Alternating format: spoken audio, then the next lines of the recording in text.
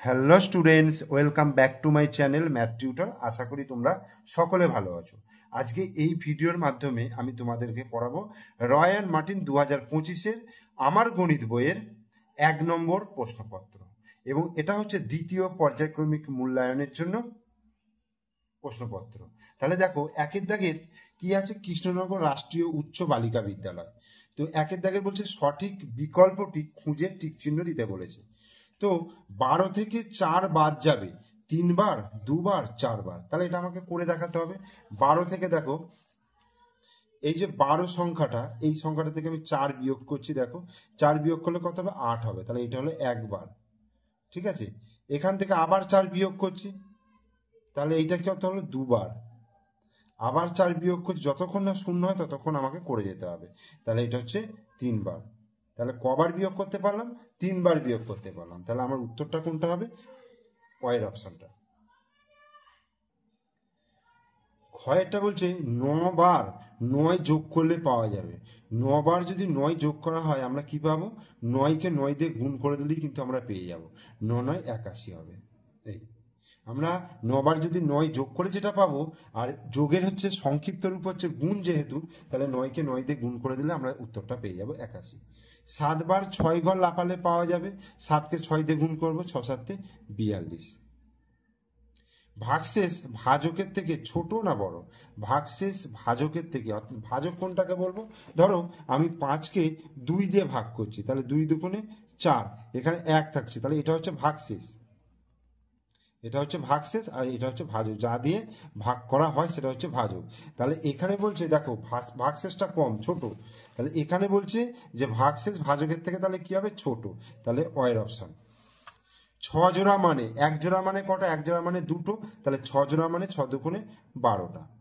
76 সংখ্যাটি জোড় না বিজোড়? একে 2 দিয়ে ভাগ করা যায়। অর্থাৎ যে সমস্ত সংখ্যার এককের ঘরের অঙ্ক 0, 2, 4, 6, 8 থাকবে, সেই সংখ্যাগুলো হচ্ছে জোড় সংখ্যা। তাহলে ওয়াইয়ের অপশনটা হবে।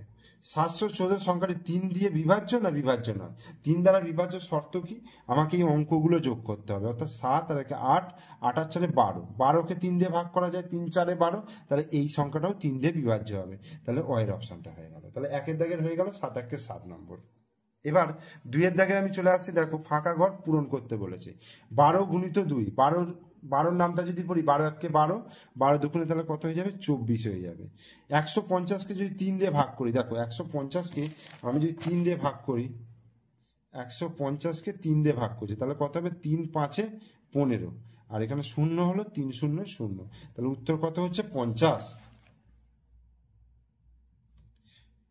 এই চিত্রে ড্যাশটি বাহু রয়েছে। দেখো, 1টা 2টো 3টে 4টে 5টা 6টা, তাহলে 6টি বাহু রয়েছে।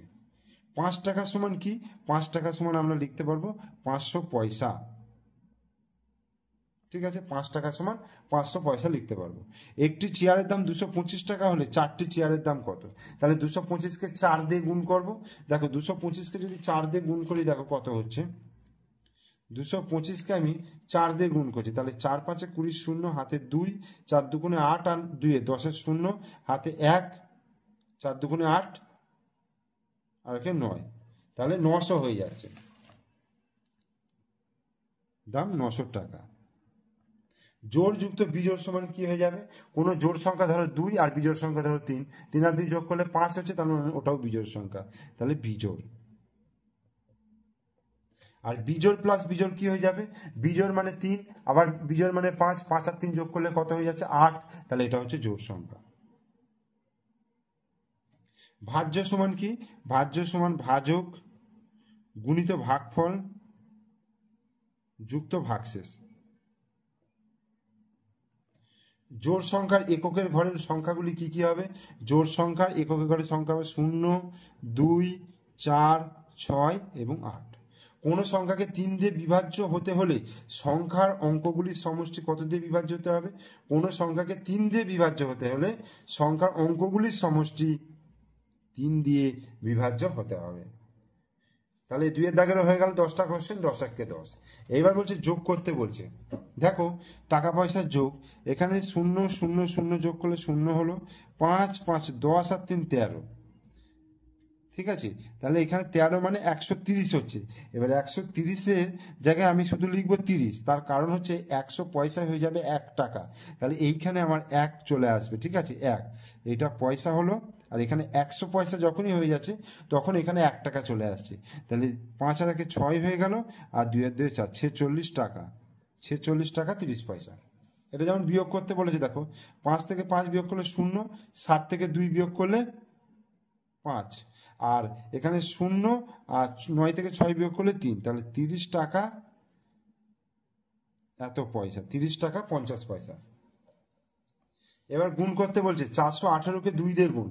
418-কে দেখো 2 দিয়ে যদি গুণ করি, আমি গুণটা খাতায় করছি, 418-কে 2 দিয়ে গুণ করলে 2 8 16 6, হাতে 1, 2 1 2 আর 1 3, 4 2 8, তাহলে কত হচ্ছে 836।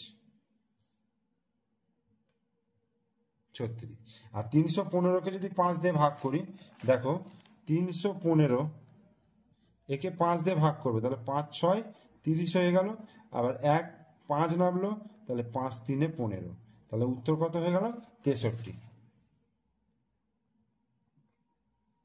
নিচের সমস্যাগুলি সমাধান করতে বলেছে।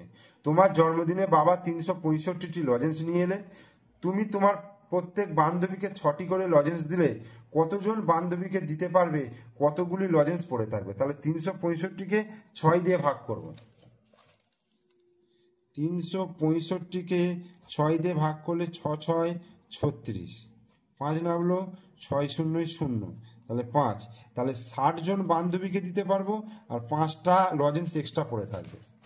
তাহলে কতজন বান্ধবীকে দিতে পারবো? 60 জন বান্ধবীকে দিতে পারবো, আর কতগুলি লজেন্স পড়ে থাকবে? 5টি লজেন্স পড়ে থাকবে।